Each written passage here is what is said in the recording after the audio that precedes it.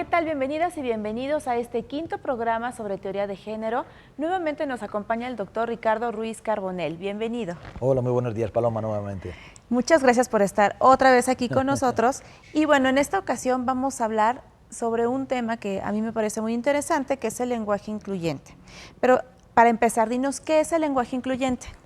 Pues el lenguaje incluyente implica el que no únicamente a través de la oralidad, a través de la escritura, a través de los medios de comunicación, a través del lenguaje visual, en cualquiera de sus formas, haya una inclusión de hombres y mujeres y por supuesto que no esté como hasta la fecha por omisión, por realización, etcétera, etcétera, presente la cultura del sexismo.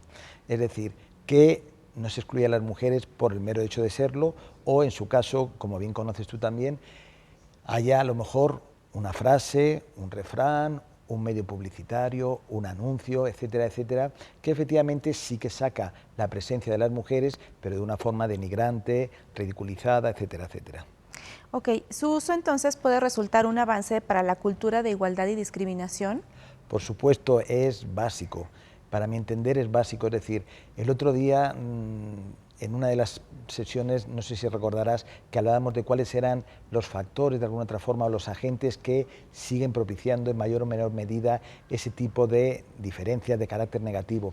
Por supuesto, los medios de comunicación y el lenguaje son uno de los agentes básicos en los cuales hasta el día de hoy se sigue, lamentablemente, generando discriminaciones en este sentido. Ok, y danos algunos ejemplos sobre cómo podemos adoptar en nuestra vida cotidiana, desde el trato personal, en nuestro ámbito laboral, en la escuela, en el caso de las y los estudiantes, etcétera, el lenguaje no sexista. Mira, para empezar hay una cuestión y es que los seres humanos, ahí me refiero igual, hombres, mujeres, hagamos de nuestra forma de vida, de la cotidianidad, en este caso, lo que es utilizar el lenguaje no sexista, el lenguaje inclusivo, de una forma normalizada. Es decir, eso es difícil, es un poco como en la sesión anterior hablábamos del tema de los cambios de los hombres en cuanto a su forma de comportamiento, a los estereotipos ya preestablecidos, etcétera, etcétera. ¿Qué ocurre con el tema del lenguaje? Pues el tema del lenguaje también es un tema sumamente novedoso.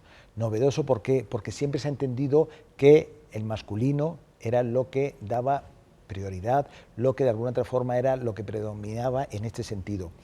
¿Qué ocurre? Si nos damos cuenta, siempre ha existido esa cuestión. Al día de hoy, lamentablemente, ¿qué ocurre? Se entiende que si yo digo hombre, dentro del término hombre incluyo mujeres. Es una cuestión totalmente errónea.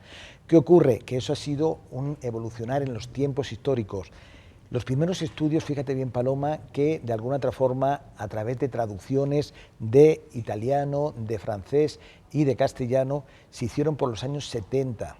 ¿Qué ocurría? Era cuando, de una forma, pero muy limitada, muy superficial en este caso, se venía hablando de la necesidad de ir incorporando en este sentido. En los años 80 es cuando se empieza de alguna otra forma ya a visibilizar un poco más este tema, pero debo de reconocerte que fue de una forma también muy bloqueante, de una forma muy tímida y en este caso sí que me gustaría reconocer dos aspectos. Uno fueron los aportes que en el año 87 tuvo la Unión Europea a través de algunas recomendaciones y otras también la que dentro del contexto de Naciones Unidas tuvo la UNESCO. Tanto unas como otros en el 87 fue cuando empezaron a reconocer que era necesario la inclusión de un lenguaje que tuviese tanto a hombres y a mujeres como protagonistas. ¿Qué ocurre en ese sentido? Luego más tarde ya fue cuando en los años 90 se empieza a llevar a cabo algunas de estas cuestiones, pero en este sentido me gustaría también reconocer, pues bueno, por una parte, los avances que han tenido dentro de las conferencias internacionales, tanto las que se han llevado a cabo por parte del sistema de Naciones Unidas como las que lo han hecho por parte del sistema interamericano. Pero es necesario, por supuesto. ¿Qué ocurre? Nosotros, los seres humanos, siempre se ha entendido que, como te decía hace un momento, lo masculino engloba masculino y femenino. Datos concretos, pues imaginémonos que prácticamente el 89% de los vocablos que en el diccionario de la Real Academia de la Lengua se contemplan, todos vienen de alguna otra forma dirigidos en masculino o, digámoslo así, en el mejor de los casos, en un lenguaje neutro. Es decir, es necesario conceptos que han sido totalmente ridiculizados y han venido de alguna otra forma generando ese dominio, esa situación de superioridad siempre. Fíjate tú bien, por ejemplo, dos temas que son muy recientes. Terminando el pasado año, en concreto en octubre del 2014, en la nueva edición que sacó la Real Academia de la Lengua Española, modificó algunos términos que eran totalmente, como te digo, discrepantes, totalmente discriminatorios para las mujeres, y entre ellos me voy a referir a dos. Uno es la inclusión del concepto de feminicidio, que, como bien sabes tú, pues bueno, el asesinato de mujeres es desde hace muchísimos años, y por otra parte el concepto de débil, el cual estaba asimilado a lo femenino, ¿no? ¿Qué ocurre? Nosotros, nosotras podemos hacer de lo cotidiano ese lenguaje, como te digo, inclusivo. ¿Por qué? Podemos utilizar pronombres, podemos utilizar abstractos, podemos utilizar genéricos, podemos de alguna otra forma, siempre y cuando no sea un texto muy reiterativo, utilizar la diagonal o los paréntesis. Sí que es cierto que aquí me gustaría puntualizar un poco y en este sentido ahí estaríamos hablando dentro del lenguaje, por supuesto, del lenguaje escrito, pero en este caso sí que hacer uso de él solamente en momentos muy concretos, si no el texto se puede convertir en un texto muy reiterativo. El eliminar también algunos conceptos que son totalmente prejuiciosos, como cuáles, el uso de los diminutivos, ¿no? El uso de los diminutivos ha venido generando también un sinfín. ¿Por qué? Pues porque muchos términos que en los cuales de alguna otra forma el término por sí puede o no ser peyorativo, pero el hecho que se utilice un diminutivo efectivamente ridiculiza mucho este tema. Por otra parte, hacer un buen uso de los conceptos. La evolución histórica, la evolución cultural, los progresos técnicos, los progresos a cualquier nivel también han hecho mella en el lenguaje. Y pues te puedo comentar simplemente algunos textos cuando en los primeros instrumentos que se hablaba de las personas con discapacidad, los términos propiamente dichos seguían siendo también discriminatorios. Eran las personas para los impedidos, los deficientes, etcétera, etcétera. Igual que te comento este tema con las personas con discapacidad, lo podríamos hacer con las personas migrantes, lo podríamos hacer con las personas de la diversidad sexual, lo podríamos hacer con las personas adultas mayores y en este sentido sí que es necesario utilizarlo. Hay otro término que es objeto además de diversas corrientes, diversas formas de entenderlo, que es el concepto de señorita. El concepto de señorita es un término que está en gran parte del contexto mundial, pero sobre todo en México sí que es cierto, está muy asentado y es el diferenciar lo que es una mujer casada o un hombre casado. ¿Qué ocurre? En este sentido siempre es conveniente hacer una cuestión, pensar antes de hablar por una parte y darle la vuelta a la frase, es decir, si en este caso, por ejemplo, el concepto señor y señorito no es correcto, ¿no? ¿Por qué tiene que ser señora o señorita? Eso, si hacemos un análisis muy sencillo, nos podría nuevamente remitir a una cuestión y es efectivamente el tema relacionado con los estereotipos, los roles, la fragilidad o la debilidad que siempre y de forma histórica se ha venido queriendo incidir en cuanto a los comportamientos femeninos. Son términos en los cuales podemos, como te digo, evitarlo. Podemos hacer también lo que es a través de imperativos, es decir, te voy a poner un ejemplo. Si yo, por ejemplo, diga los interesados traigan su currículum vitae, ¿no? Estoy excluyendo a las posibles interesadas que también quisieran, en este caso, presentar su currículum vitae para una oferta laboral. ¿Qué ocurre? Si simplemente se dice quienes quieran acceder a este puesto traigan su currículum vitae, estamos de alguna otra forma obviando esa situación. Sí que es cierto, como te digo, que el tema del lenguaje es un término muy al día de hoy, muy discordante. ¿Por qué? Pues porque la Real Academia tiene unos condicionantes y en este caso lo que son los movimientos académicos, de luchas, sociales, etcétera, etcétera, tienen otro. ¿Cuál es? Y yo estoy totalmente de acuerdo, lo que no se nombra no existe. Otra cuestión puede ser la pureza, en este caso, de muchos términos que efectivamente se vienen dando. Y luego hay otro tema que es el de los medios de comunicación. Los medios de comunicación, como bien se sabe, pues son unos agentes excelentes para llevar a cabo a la sociedad el pensamiento, la forma de entender de distintas comunidades, distintas ciudadanías.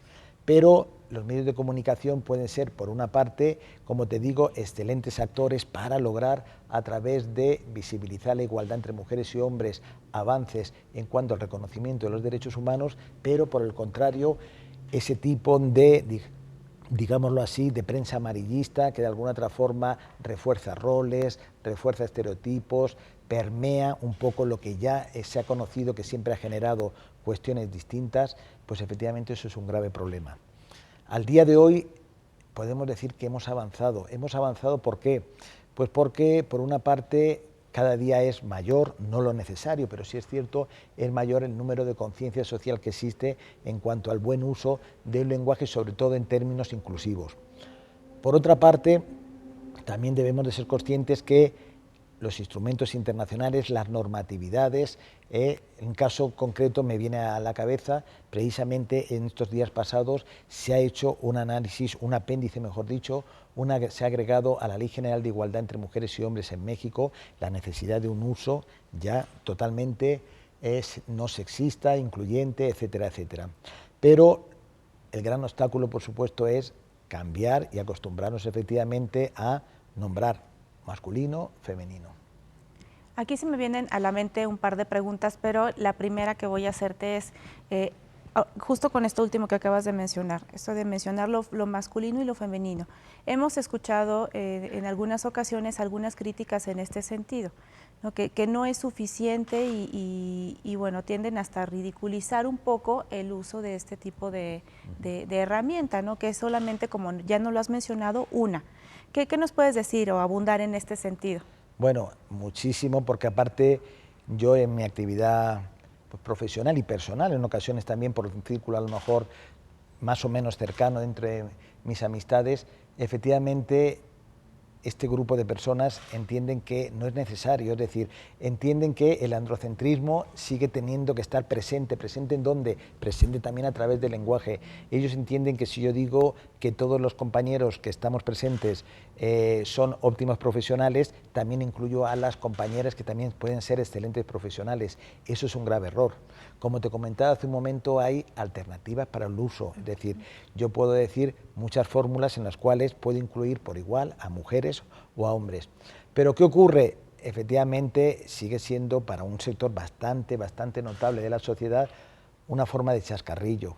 Es decir, cuando se reitera a lo mejor y se incluye a hombres y mujeres por igual, pues eso, en vez de entender una cuestión que pueda ser incluyente, que pueda ser positiva para el logro de la igualdad, pues es objeto, como te digo, de burla, de risa, de desprecio, etcétera. Ok.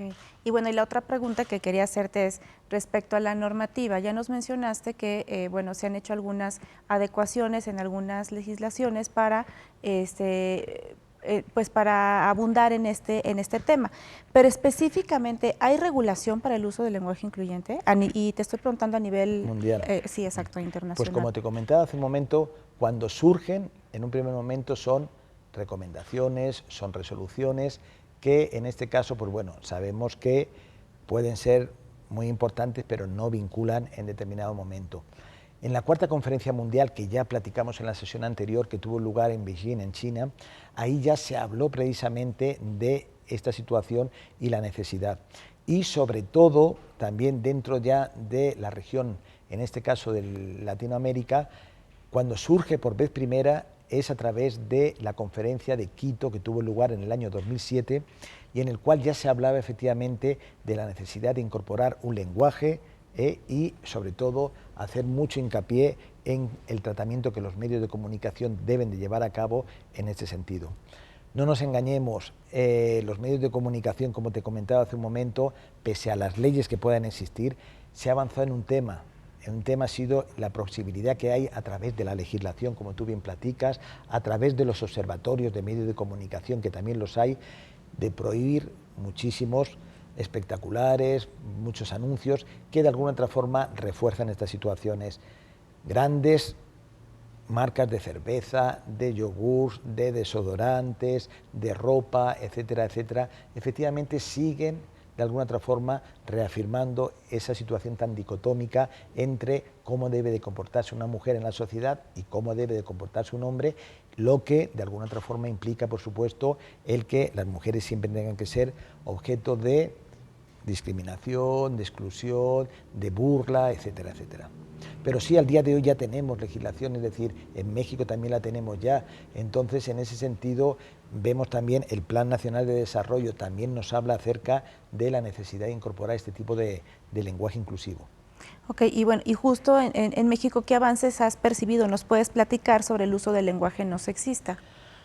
Bueno, yo creo que México ha ido un poco al hilo también de lo que ocurre en otros muchos países, es decir, yo me atrevería a decir que serían casos esporádicos los países en los cuales dijéramos que es una cultura tan sumamente incluyente que a través de su lenguaje, a través de los medios de comunicación se vienen llevando a cabo.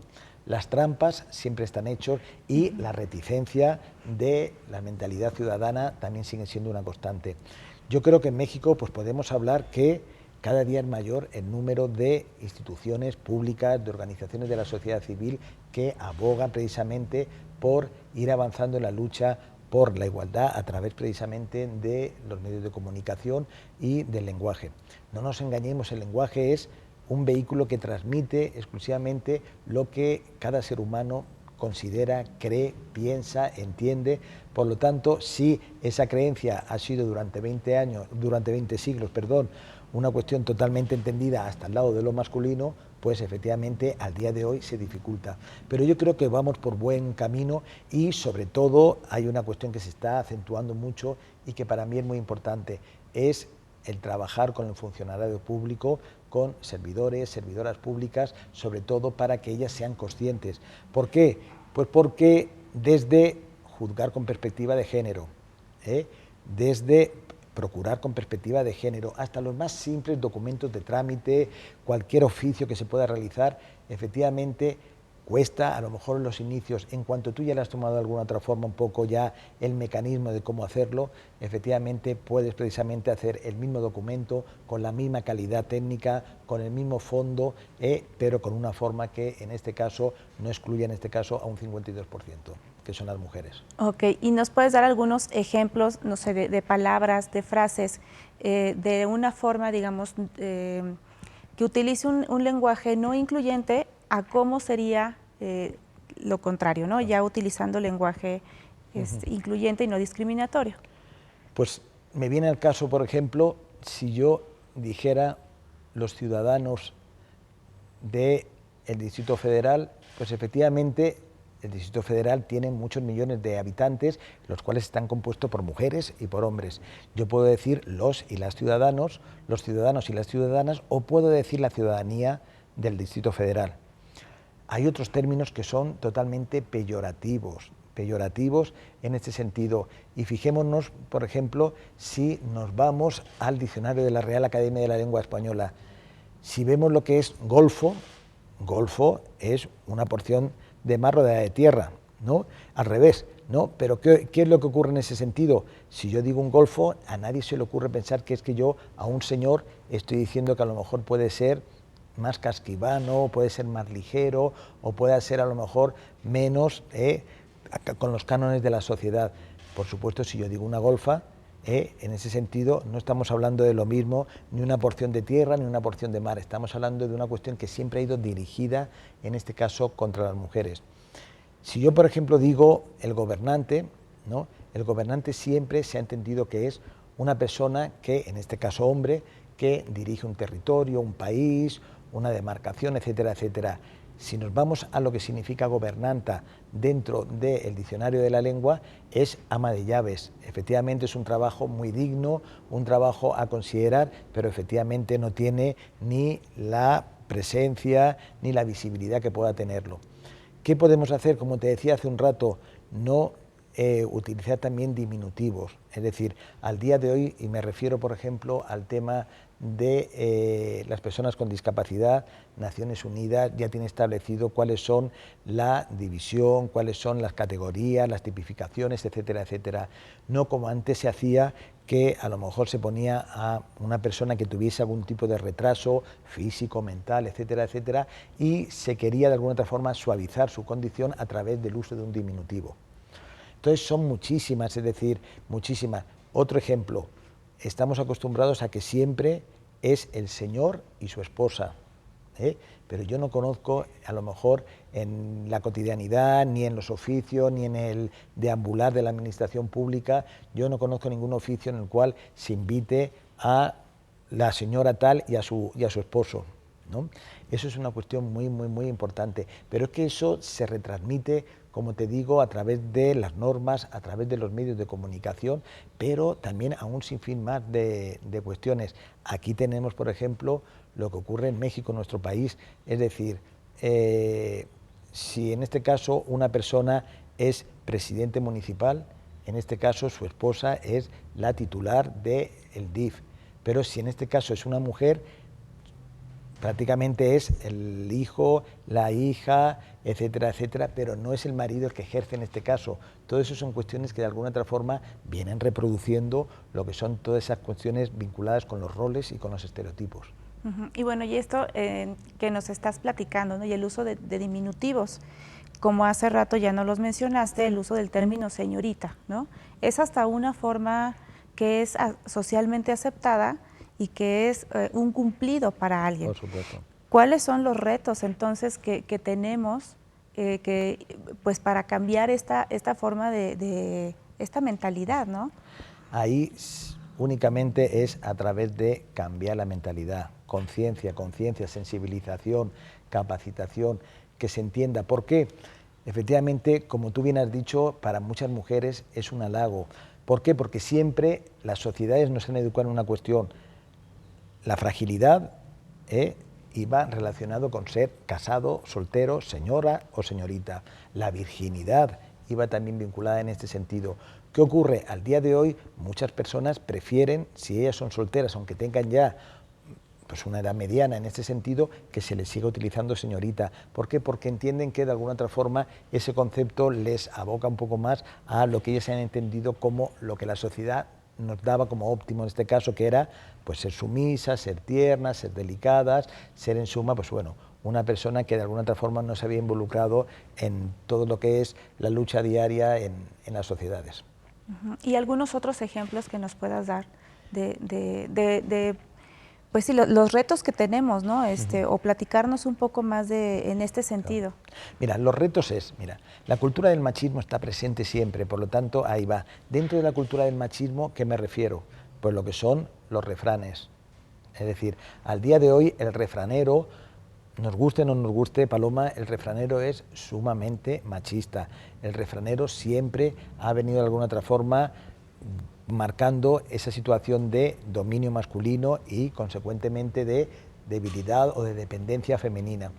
Entonces podemos hacer un montón de cosas, es decir, cuando yo quiera, por ejemplo, vamos a poner, por decir un caso, si yo quiero decir que en este caso, en este supuesto, por ejemplo, las compañeras y las compañeras que están presentes en el Tribunal Electoral del Poder Judicial de la Federación, que son trabajadoras, que son trabajadores, yo puedo decir perfectamente, y hacemos en este caso hipotético un foro o un curso de especialización, pues quienes estén presentes, yo podré argumentar efectivamente las compañeras y los compañeros, el personal del tribunal, quienes están acudiendo a esta cita, ¿no? Quienes de alguna otra forma se han formado en este sentido, ¿entiende? O el compañerismo que existe en esta clase, pero no siempre referido a lo masculino. ¿Por qué? Pues porque siempre se ha asistido a esta cuestión. Y ahí tenemos que retomarnos y remontarnos a, como ya vimos en las sesiones anteriores, a la época de la Revolución Francesa.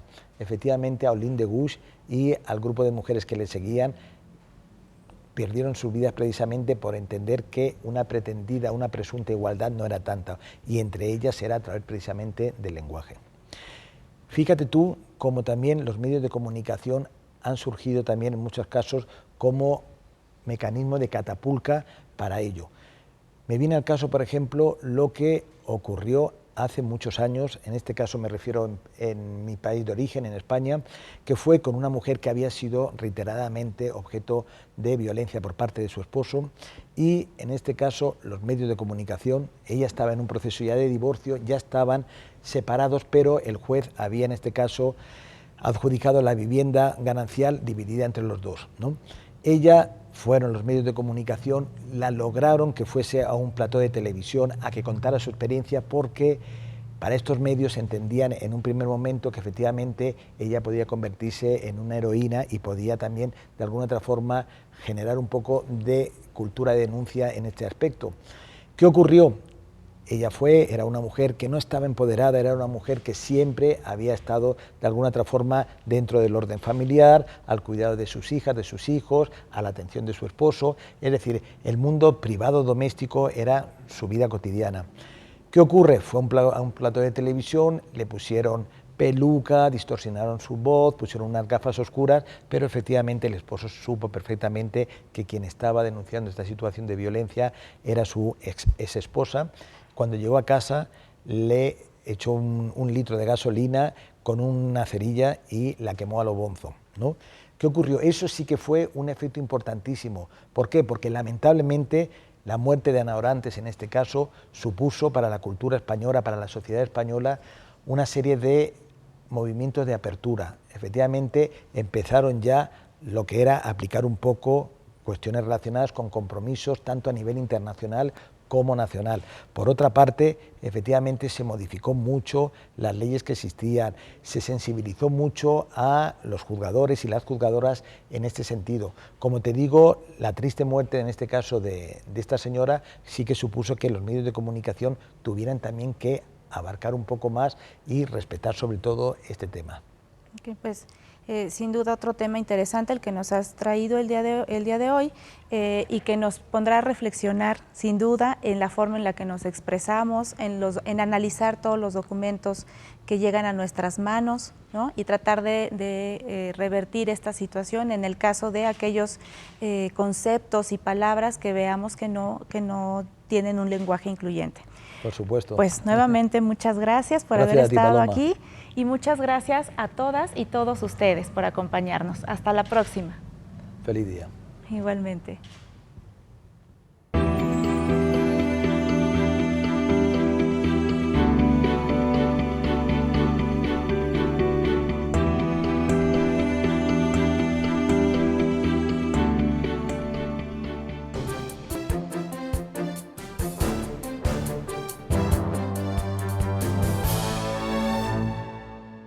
Este año, elegiremos diputados federales y autoridades en 17 entidades federativas. Las y los mexicanos podemos tener la certeza de que contamos con instituciones fuertes. Muestra de ello es el reconocimiento que recibió el Tribunal Electoral como la mejor institución electoral del año, entre órganos de todo el mundo. Lo que ratifica nuestro trabajo de cara al proceso electoral 2015. Tribunal Electoral del Poder Judicial de la Federación. Tú tomas la decisión, nosotros la protegemos.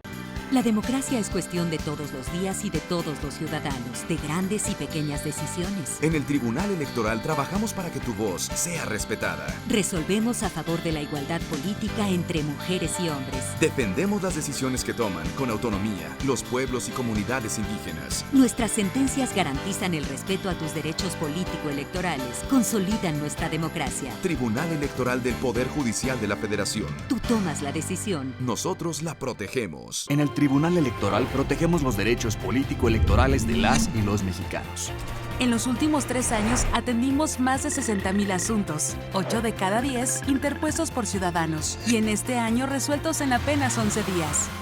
Trabajamos por la igualdad entre mujeres y hombres y por la autonomía de los pueblos y comunidades indígenas. Somos referencia para tribunales locales y extranjeros. Tribunal Electoral del Poder Judicial de la Federación. Tú tomas la decisión, nosotros la protegemos.